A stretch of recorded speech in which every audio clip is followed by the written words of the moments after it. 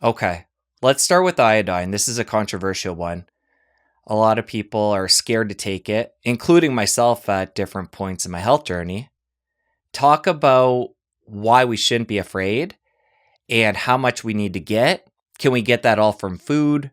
If we're supplementing, how much? Basically, all things iodine. Iodine is endlessly fascinating, Jesse. Iodine deficiency has been a plague on the human species ever since we've walked this planet, millions of years.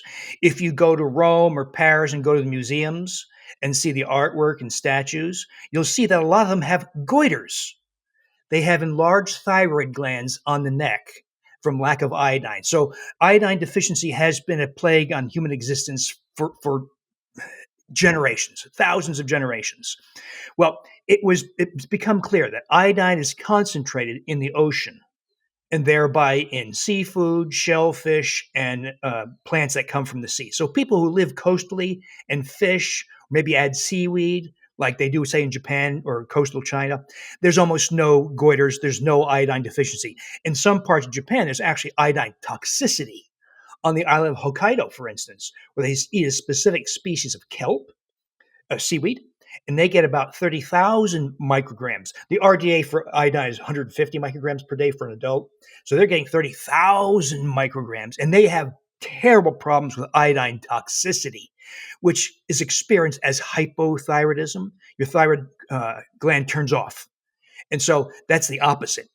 But people who live coastally tend not to have a problem with iodine because livestock that graze on, say, grasses or eat other creatures that consume seafood and seaweed, they have iodine in their ecosystem.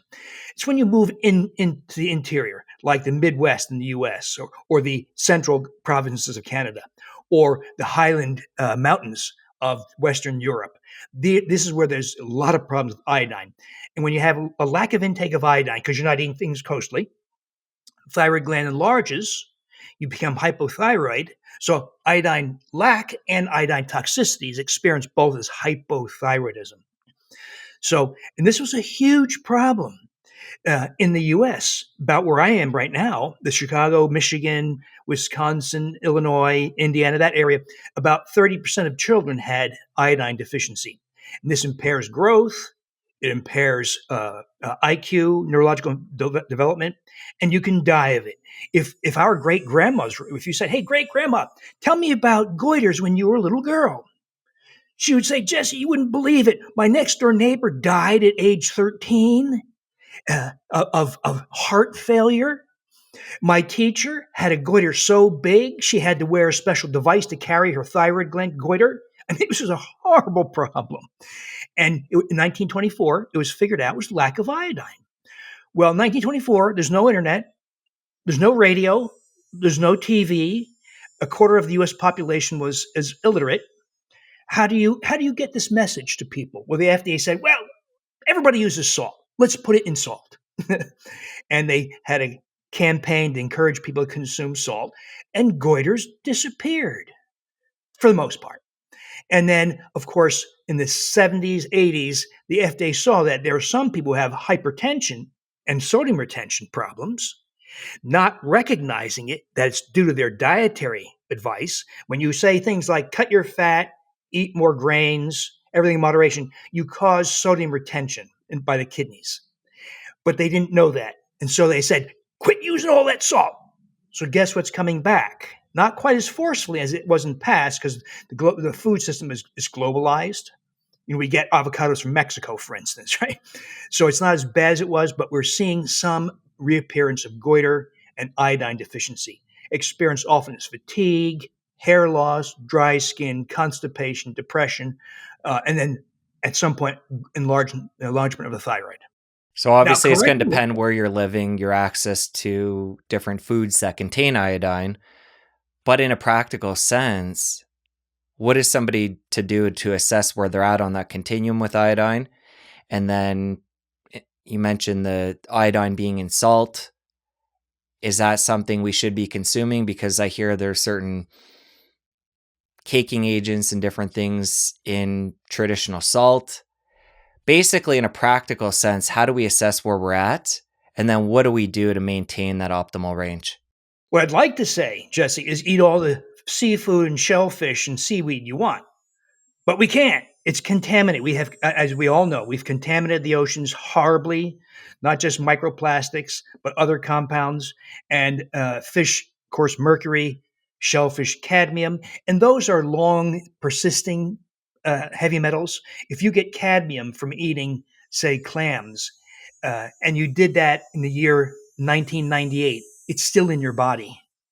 So it takes about 30 years for one exposure of cadmium to be reduced. 30 years. So, so I'd like to say eat all the seafood and shellfish and seaweed, but you can't. So you could use iodized salt. There are some reservations about some of the anti. It's probably not as big a deal as people make out, but it's very difficult to rely on salt. It did work as a public health maneuver, so there's no question that iodized salt does work. But one of the problems with iodized salt is it only works if you are a very enthusiastic consumer of salt. And that's because once you open the canister, the iodine volatilizes, gases off in about 4 weeks. And so it does work if the entire family is going through the canister quite rapidly and everybody's salting like crazy. So it's not a real practical solution, even though it did work for many years. So the easiest solution is to get iodine as a supplement. Again, you can just buy very inexpensive kelp supplements, dried seaweed. The quantity is so small. There probably are some contaminants, but the quantity is relatively small. If you don't like that, you can get potassium iodide drops. The one thing I warn people about is there's a lot of nonsense going on with iodine, where there are some people saying things like take megadose iodine, which is complete utter nonsense and very destructive, very harmful. Because I've had many patients who took that crazy nonsensical advice that has no justification whatsoever, and they became iodine toxic. So the RDA, recommended daily allowance in the U.S. for iodine in an adult, 150 micrograms per day. How'd they get that number? They asked, well, how much iodine does an adult need not have a goiter? Well, is not having a goiter the same as optimal or ideal thyroid function? I don't think so. So I think it's probably more towards 300, 400 micrograms, something like not real high, like some people are advocating 20,000 or 30,000, but 300, 400, and you get that from kelp tablets or potassium iodide drops. Close your ears to the nonsense about high dose iodine. Now, what those people are talking about and don't understand is when you take megadose iodine, for one thing, you can become iodine toxic starting at about 6,000 micrograms per day, and you become hypothyroid. So I had a very nice dietitian one time. She came to me and said, something weird's going on. I've gained 18 pounds. I'm sleeping 14 hours a day. And I can't function. What's going on? I said, how much iodine are you taking? 6,500 micrograms per day. And she became iodine toxic. Her TSH, that's the primary thyroid test, ideally is about 2.0 microunits or less. The higher the TSH, the more hypothyroid you are. Hers was 18. So she had made herself hypothyroid from a dose of iodine of 65. This happens all the time. So why are those people making claims like megadose iodine cures cancer or diabetes? What they're doing is they're taking a dose of iodine that exceeds your gastrointestinal capacity for iodine absorption, and it thereby has an antimicrobial effect. Like, so when you were a kid and you skin your knee, what did mom put on your knee? Iodine. It's an antimicrobial. So you take a mega dose. What they're doing inadvertently is treating SIBO, or at least colonic dysbiosis. That is the infestation of the small intestine with fecal microbe, which is extremely common. It's everywhere. Even though it's not talked about, it's everywhere. And that's what they're doing, not recognizing that they're inadvertently treating SIBO. You went exactly where I was going to go. The fact of it's antimicrobial, taking those high doses in, you're a big advocate and proponent of optimizing our gut microbiome. It's not just one input, one output. I mean, we have to consider all the different facets to doing something like that.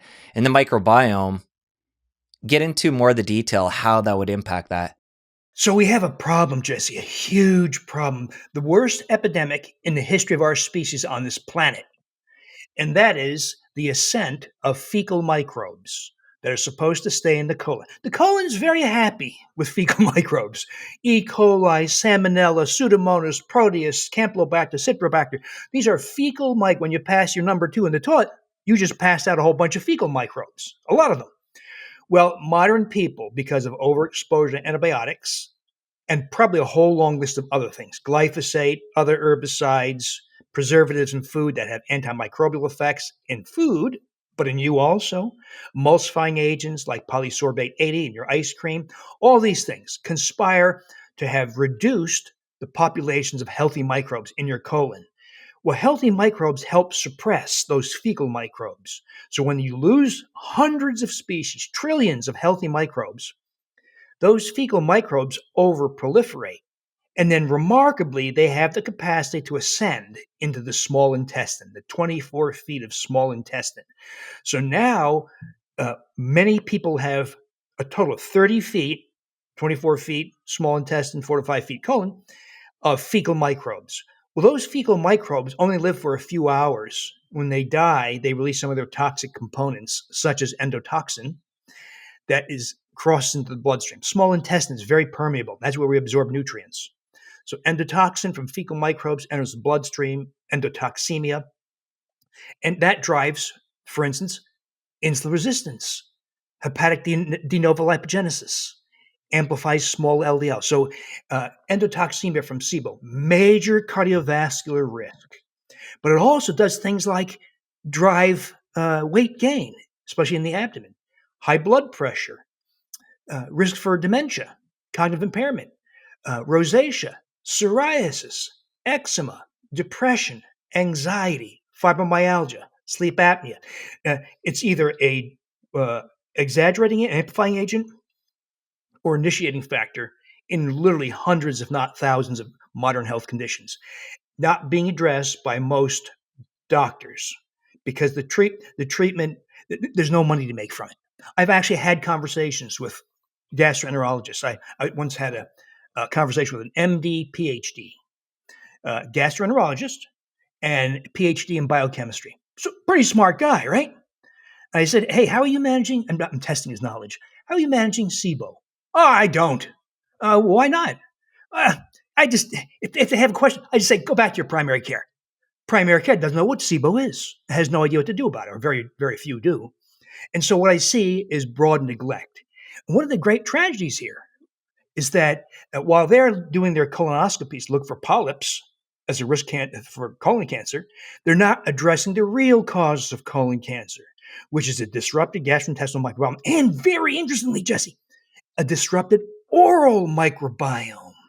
The science has gotten very strong that if you have bleeding gums, gingivitis, or periodontitis, that allows the proliferation of a species called Fusobacterium nucleatum that then enters the bloodstream when you floss or brush and colonize the colon, where it grows a colon cancer.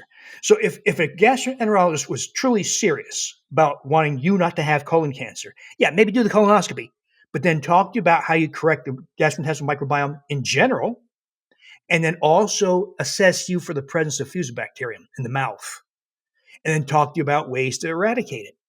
So you can see that a lot of this stuff, the science is progressing bits and pieces from a variety of directions, but it's not being incorporated into common practice. Now, if I could charge you $3,000 to get rid of your Fusobacterium, they'd be first in line to do it. Let's come back to our iodine. Somebody taking a high dose of that orally, talk more about what that would do to the microbiome. It sounds like it would lead to SIBO and I'm sure other things. But for people that are taking those mega doses, with the antimicrobial effect of that, what's happening down there? So when you have SIBO, you have trillions, literally trillions of microbes in 30 feet of gastrointestinal tract: colon, ileum, jejunum, duodenum, stomach, and esophagus, and mouth probably also.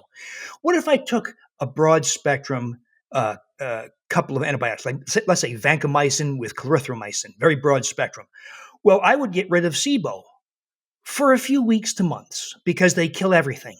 They kill good microbes, they kill unhealthy microbes, and you would feel a little bit better for a few weeks to months. That's what iodine is. It's a broad, indiscriminate antimicrobial. So you're going to kill off all those fecal microbes in the small intestine, and you'll say things like, "Oh, my fibromyalgia doesn't hurt as badly.